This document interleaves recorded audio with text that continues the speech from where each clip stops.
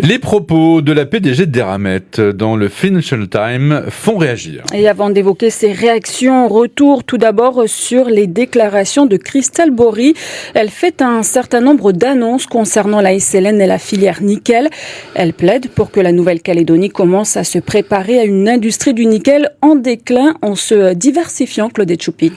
Oui, la PDG du groupe minier et métallurgique va même plus loin en affirmant, je cite, honnêtement, ils ont trop compté sur le nickel dans le passé, car c'est un moyen facile d'obtenir de l'argent et de poursuivre. La Nouvelle-Calédonie pourrait devenir un territoire purement minier, fermant ses usines qui perdent de l'argent et gardant ouvertes les mines rentables.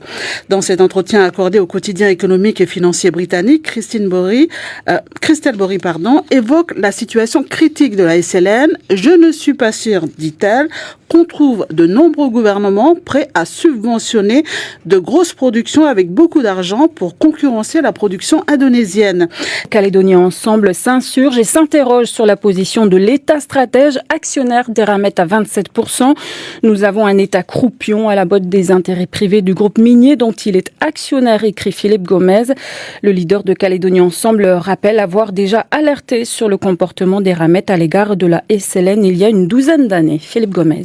On a déjà dénoncé il y a 12 ans de ça qu'ils avaient distribué des dividendes, la totalité de la trésorerie disponible dans les caisses de la SLN, c'est-à-dire 100 milliards de francs CFP, c'est-à-dire une année de chiffre d'affaires de l'entreprise, dont on aurait eu besoin pour investir dans l'outil de travail ou pour passer des périodes un peu difficiles.